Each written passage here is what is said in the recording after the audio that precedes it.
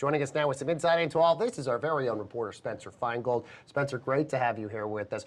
You've been investigating this story for quite some time now, so let's start with the law itself. What exactly does it say, and why is it raising alarms now instead of, previously? Yeah, absolutely. Well, it's called the Protection from Online Falsehoods and Manipulation Act, and it was introduced about a month ago by the government, but it just passed Parliament last week, and lawmakers voted overwhelmingly in favor for the bill.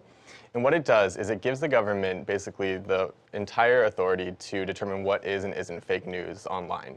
And then very steep penalties for those found guilty of producing fake news, manipulating search algorithms, or being behind fake social media accounts. And those punishments can be up to 10 years in prison or over $700,000 in fines. So very, very steep. But what has these tech giants really concerned is that the law also allows the government to mandate that these platforms must remove content or issue corrections or warnings alongside it. So Human Rights Watch, tech companies like Google, Facebook, everyone is very concerned that this is a very slippery slope towards censorship, as well as government overreach, and could suppress freedom of expression and freedom of press. And given those concerns of this path towards censorship, how are tech companies pushing back at this point, aside from just raising their concerns? Quite fiercely, actually. For this story, I spoke with Google, Facebook, Twitter, as well as a couple of tech associations, and they've all publicly spoken out against it. They've also brought their concerns straight to lawmakers, saying that this can stifle innovation, it can really contract the growth of the digital ecosystem there, as well as be a huge threat to press freedom. Yeah, well, let's talk about that. Are these companies worried about that? Because that's the first thing I think about is press freedom and freedom of speech. Absolutely, and if you keep thinking and you have to really keep it into context, Singapore was actually this year rated 151st out of 180 countries ranked by Reporters Without Borders, and they track press freedom. So you're already dealing with a very constricted ecosystem. I mean, Singapore is really well known to have really restrictive public assembly laws. So that's really kind of where we're dealing with. So Twitter came out, publicly went to lawmakers saying, like, please take these concerns seriously. Google also said this could be really damaging to businesses in Singapore.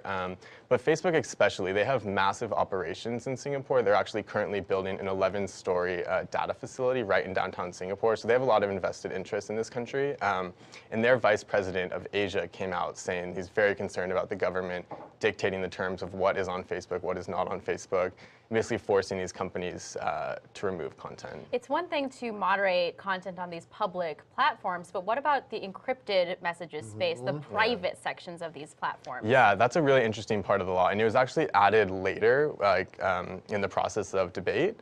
And they added an amendment that said this law does cover encrypted closed chat platforms like WhatsApp or Telegram, and WhatsApp, of course, is owned by Facebook. And it's interesting, the law explicitly says that the government does not consider these chat platforms private. It says because people are interacting, the government should monitor it, and they actually say because they're closed platforms, they're more dangerous and can become kind of echo chambers for fake news. So it remains unclear how the government's going to actually get into these platforms. That would obviously take cooperation with these companies, and as we can see, they're not inclined to do so. Right. So that's going to kind of have to wait and see. But it's a really kind of interesting aspect of the law. What are human rights groups saying about this? Because obviously nobody is going to be in favor of that. Yeah. Same as the tech companies, the human rights groups have really come out largely all across the board. Human Rights Watch, as I mentioned earlier, came out saying this is a very slippery slope. Amnesty International said it would dramatically curtail the freedom of expression in Singapore and basically give the government unchecked ability to censor information that they don't approve of. But it's really interesting. I mean, it is nuanced. The major newspaper in Singapore, the Straits Times, came out and endorsed the bill, which was kind of a major development. And a lot of human rights groups and press freedom groups came out against that. So it's been this really back and forth. But the government and the supporting lawmakers say it's necessary to have a tranquil society and safety online.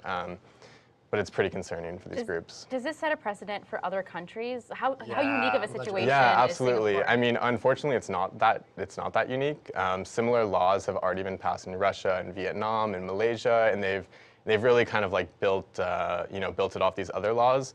But what makes Singapore so kind of unique is that so many tech companies have major operations there. Like I said, Facebook, Google also, all of Google's Asia operations are kind of manned from Singapore.